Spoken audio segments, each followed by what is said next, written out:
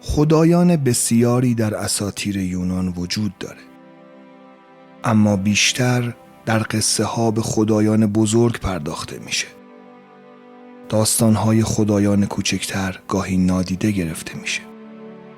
یک مثال خوب در این مورد افسانه پن، خدای جنگل هاست. وقتی پن به دنیا اومد باعث تعجب همگان شد، چون بدنش مخلوطی از بز و انسان بود. صورت شبیه انسان با شاخ‌ها و گوش‌های بز بود. نیمه پایین بدن و پاهای اون به شکل بز و نیمه بالای بدنش شبیه انسان بود.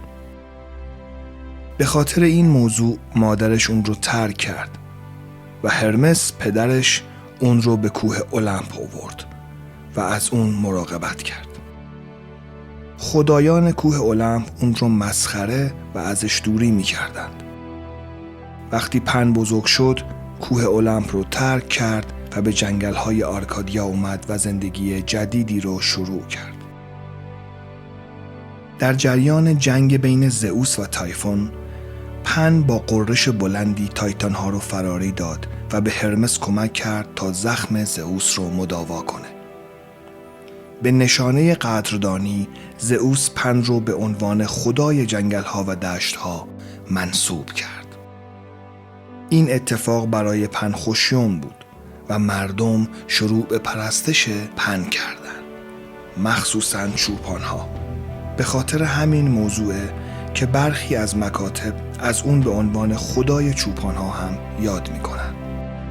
ولی علیرغم عنوانی که داشت، افرادی که وارد جنگل‌هاش می‌شدن به شدت می‌ترسیدن و وقتی صدای غرش قدرتمند اون رو می‌شنیدن پا به فرار می‌ذاشتن.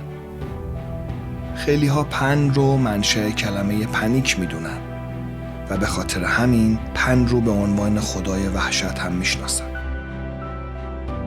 حوری‌های جنگل به خاطر صدای ترسناک و قیافه زشتش از اون دوری می‌کردن و بنابراین پن همیشه خودش رو محکوم به تنها بودن می‌دید و هرگز قادر به عشق ورزیدن نبود. اما القاب پن به اینجا ختم نمیشه. پن به خاطر حریص بودن در میل جنسی معروف بود. اون اغلب در میان بوته‌ها پنهان میشد و از گروهی از زنان زیبا جاسوسی میکرد. و گاهی در زمانی که اونها خواسته‌های شهوانی و گاهن عاشقانه پن رو رد میکردند، اونها رو تعقیب میکرد.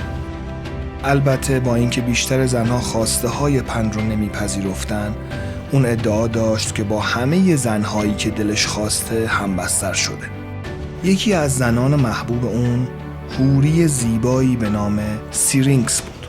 سیرینکس در سرزمین زیبای آرکیا زندگی میکرد و گفته شده که اون مرید باکره ایزدبانوی آرتمیس بود و بنابراین متعهد به حفظ عفاف خودش بود. وقتی که سیرینکس دست رد به سینه پن میزنه، پن شروع به تعقیب اون میکنه. سیرینکس همونطور که زیبا بود پاهای سریعی هم داشت. اون از کوه لایسوم به سمت رودخانه لادون فرار کرد. در برخی روایت‌ها گفته میشه که سیرینکس فرزند این رودخانه بود و برای حفاظت از خودش به سمت رودخانه اومد.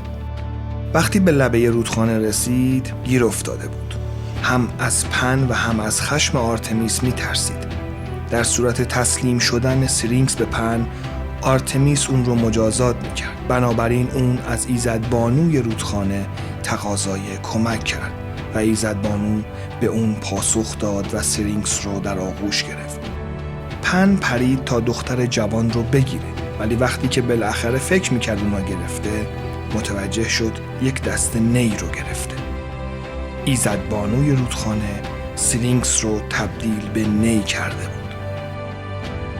پن غمگین به خاطر از دست دادن عشقش آهی کشید و هوای خروجی وارد لوله نی شد.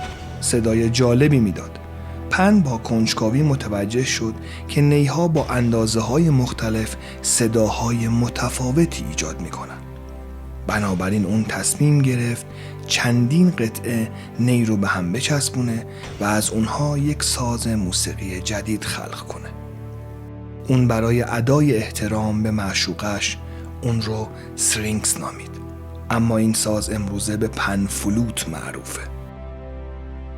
پن به نوازنده قهاری بدل شد و ملودی‌های جادویی می‌نواخت. صدای سازش باعث جذب حوری‌ها شد. از اون روز به بعد اغلب در حال نواختن آهنگ‌هاش بود و زیباترین حوری‌ها در کنارش می‌رقصیدند و آواز می‌خوندند. شک دارم پن شخصیت سرگرم کننده‌ای داشته باشه. شخصیت اون بیشتر به طبیعت شبیه. عاشق پیشه، غیر قابل پیش‌بینی و گاهی ترسناک. و این چیزیه که اون رو بسیار جالب میکنه.